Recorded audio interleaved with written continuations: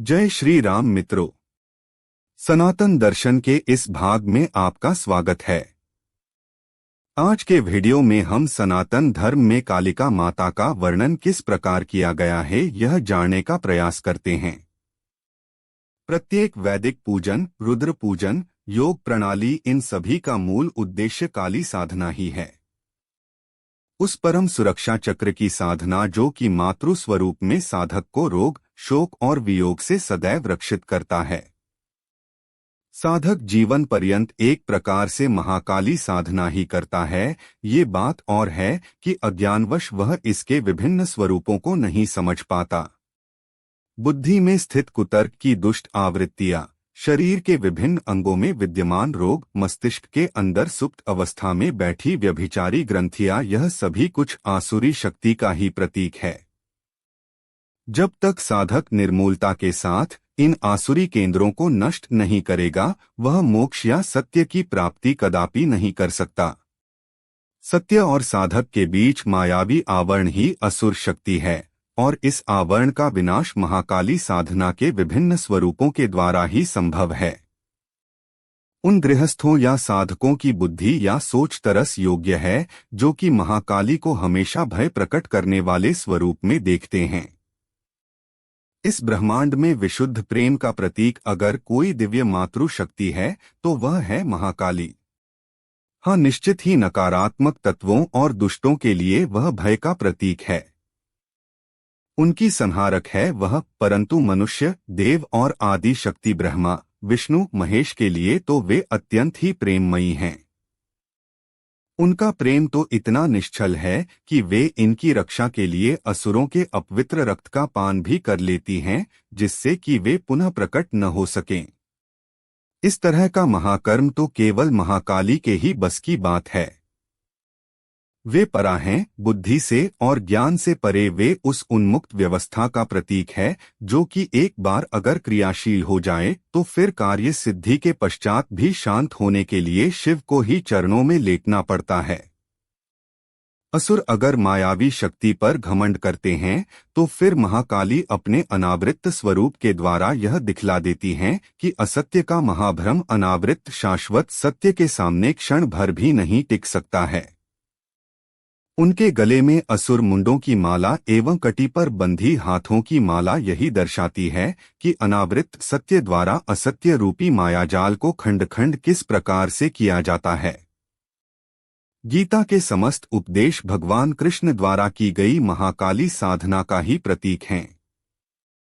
अर्जुन की बुद्धि और भावनाओं में बैठी कायरता ने उसे युद्ध के मैदान में अवसाद से ग्रसित कर दिया था। एक क्षत्रिय जिसका कर्म ही युद्ध करना हो, वही अगर युद्ध के मैदान में कुंठित हो जाए तो फिर उसकी गति निश्चित ही अधोगामी होगी। यही बात समझाने के लिए कृष्ण ने उसकी समस्त जिज्ञासाओं और आशंकाओं को महाकाली रूपी शक्ति से सदा के लिए शांत किया। तब कहीं जाकर वह समग्रता के साथ युद्ध में रत हुआ। कृष्ण के समस्त गीता उपदेशों का सार ही मनुष्यों को मोह, लोभ, माया, विषाद, तर्क, ज्ञान और बुद्धि से मुक्त करा परम गति को प्राप्त कराना है। वे काल पुरुष हैं, काल के अनुसार ही काली साधना करा मनुष्यों के कर्मों को संपन्न करवाते हैं। और जिस प्रकार महाकाली ने असुरों का विनाश कर सृष्टि को पुनस्थापित किया, उसी प्रकार उनके उपदेश भी मनुष्यों को धर्म की संस्थापना के लिए पुनः प्रेरित करते हैं। जब साधक गुरु स्वरूप में प्रतिष्ठित होता है तब वह भी महाकाली की परम शक्ति से अनुयायियों के वंश वृक्ष में बैठे पाप को, दोषों को, दरिद्रता को नष्ट करते हुए उन्हें अवरोध विहीन माध्यम बनाकर उनमें देवी शक्तियों की स्थापना करता है। महाकाली के सभी शस्त्र तेज व धारयुक्त हैं। धार ही शस्त्र हैं, अन्यथा तो फिर वह धातु विशेष या फिर तत्व विशेष का कुंद टुकड़ा है। जीवन में दिव्य फल तत्व प्राप्ति महाकाली के बिना संभव ही नहीं है। बुद्धि के द्वारा संपादित किए गए कर्म अधिकांशतः क्षयकारी फल ही प्रदान करते हैं, परंतु निष्काम भाव से संपादित किए गए कर्म इतना फल प्रदान करते हैं कि जिसकी आपने कल्पना ही नहीं की है। महाकाली की शक्ति बुद्धि के द्वारा नहीं नापी जा सकती, न ही उनकी उपासना बुद्धि के द्वारा संभव है। वे ही अक्षय फलों को प्रदान करने वाली हैं। स्वामी रामकृष्ण परमहंस महाकाली के अनन्य उपासक हुए हैं। उनका प्रत्येक दिन काली उपासना एवं उनके मूर्ति स्वरूप के श्रृंगार और देखभाल में ही बीत जाता था। उनके पास इतना समय भी नहीं था कि वे ग्रंथ लिख सकें, प्रवचन दे सकें या फिर अन्य किसी सामाजिक कार्य को संपन्न कर सकें। वे तो बस काली आराधना में ही लीन रहते थे। उनके परमहंसी स्वरूप से यह समस्त जग जो कि पंचेंद्रिय व्यवस्थाओं में डूबा रहता है अपरिचित ही रह जाता अगर विवेकानंद जैसा धारदार व्यक्तित्व उन्हें नहीं मिलता। यही महाकाली का अक्षय फल है जिसने कि समस्त विश्व में परमहंस को विवेकानंद के द्वारा स्थापित करा दिया। बुद्धि से आप देखेंगे तो विवेकानंद और रामकृष्ण ही नजर आएंगे, परंतु हृदय से देखेंगे तो महाकाली ही नजर आएंगी। कहीं भी अभेदात्मक स्थिति निर्मित नहीं होगी। जितने भी अवतारी महापुरुष ऋषिमुनि हुए हैं उनके मूल में महाकाली साधना ही विराजमान है। उसी की शक्ति ने इन्हें अर्ध्वगामी बनाया। समस्त अवरोधों को जिन्हें की हटाने में अनेकों जन्म लग जाते हैं मात्र कुछ ही वर्षों में समाप्त कर इष्ट से साक्षात्कार करवाया। मृत्यु तो आपको प्रदान करनी ही पड़ेगी और वह भी निर्ममता के साथ। अपनी कमजोरियों को, अपने दोषों को, अपनी नकारात्मक सोच को, तभी आप ऊर्ध्वगामी हो सकेंगे, तभी आप व्यर्थ के बोझों को उतारकर फेंक सकेंगे और वह मृत्यु प्रदान करेगी महाकाली साधना। वे श्मशान वासिनी हैं। श्मशान अर्थात वह दिव्य स्थान जहाँ शाश्वत सत्य मात्र का ही वास है। माया, मनुष्यों द्वारा निर्मित बेतुके नियम, व्यर्थ की उपाधियां, तथाकथित ज्ञान सब कुछ शून्य है। कुछ भी अहंकार करने योग्य नहीं है। अहंकार और बोझ एक ही सिक्के के दो पहलू हैं। जिन पर आप अहंकार करते हैं वे ही बोझवत आपको आसुरी गति प्रदान करते हैं। अहंकार असुरों का श्रृंगार है, वे इसी से सुशोभित होते हैं। इसी अहंकार से मुक्त होने के लिए असुर स्वयं भी लालायित रहते हैं। सच्चाई तो यह है कि आंतरिक दृष्टि से आसुरी शक्तियां इतनी कमजोर होती हैं कि वे जानते हुए भी बोझों से मुक्त नहीं हो पाती और अंत में थक हार कर वे नाना प्रकार के प्रयत्नों से महाकाली के चरणों तक पहुंच उन्हीं के द्वारा मुक्ति प्राप्त करती हैं।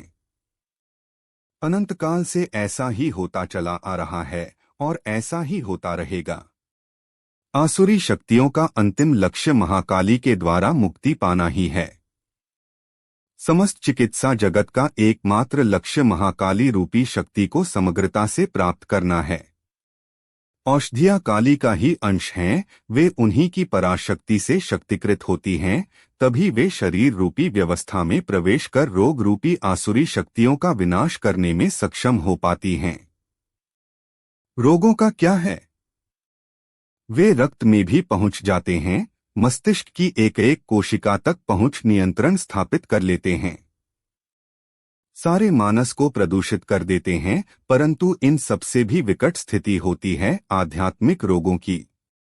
अनेकों तथाकथित आध्यात्मिक साधु संत मठाधीश इन्हीं रोगों से ग्रसित हो सिद्धियां खो बैठते हैं, भ्रष्ट हो जाते हैं। भोग एवं लोलुपता उनमें इतनी बढ़ जाती है कि वे साधारण गृहस्थ से भी ज्यादा कामांध हो जाते हैं। ऐसा इसलिए होता है कि काली साधना उनके बस की बात नहीं रह जाती है। काली साधना प्रतिक्षण की क्रिया है, प्रतिक्षण त्याग की क्रिया, प्रतिक्षण मृत्यु प्रदान करने की क्रिया, प्रतिक्षण मोह से मुक्त होने की क्रिया, समस्त प्रकार के मोह से मुक्त होने की क्रिया। यही क्रियाएं साधक को विशुद्धतम प्रेममयी व्यक्तित्व में परिवर्तित करती हैं।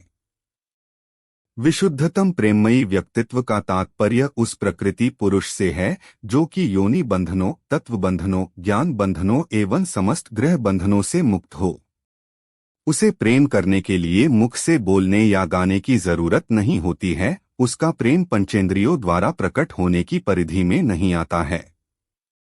ठीक उसी प्रकार जिस प्रकार महाकाली स्वरूप में मां पार्वती अपना समस्त सौंदर्य, श्रृंगार, आभूषण और सम्मोहन त्याग कर अपने भक्तों के लिए वह रूप भी धारण कर लेती हैं जिसे देखकर असुर भी कांप उठते हैं। ब्रह्मांडीय प्रेम रूप, रंग, श्रृंगार इत्यादि जैसी क्षण भंगुर स्थितियों का दास नहीं है। भगवान श्री कृष्ण ने विशुद्धतम प्रेम किया। उनके विशुद्धतम प्रेम का प्रतीक थी राधा। उम्र में उनसे बड़ी, रंग रूप में भी अत्यंत साधारण, पारिवारिक दृष्टि से भी सामान्य, परंतु प्रेम की दृष्टि से दिव्यतम, सब कुछ कृष्ण पर न्यौछावर कर देने वाली। कृष्ण की राह देखते देखते अंतिम श्वास ली। कृष्ण उनसे कभी दूर थे ही नहीं। शरीर दूर हो सकता है, परंतु प्रेम में दूरी जैसे शब्दों का कोई मूल्य नहीं। शरीर भोग का प्रतीक है, परंतु प्रेम भोग का प्रतीक नहीं है। राधा और कृष्ण एक ही आवृत्ति हैं, दिव्यतम प्रेम आवृत्ति। जिस प्रकार शिव शक्ति, शरीर तो आते जाते रहते हैं, शरीर कालजयी नहीं है। आप महाकाली की गीता के रूप में उपासना करें, रोगों के नाश के लिए औषधि स्वरूप में अनुसंधान करें, साधक के रूप में इंद्रियों पर विजय प्राप्त करने के लिए प्रयत्न करें, मोक्ष के लिए कर्म श्रृंखलाओं से मुक्ति का प्रयास करें, ले देकर करनी आपको महाकाली साधना ही पड़ेगी। आपको यह वीडियो कैसा लगा हमें कमेंट में अवश्य बताएं।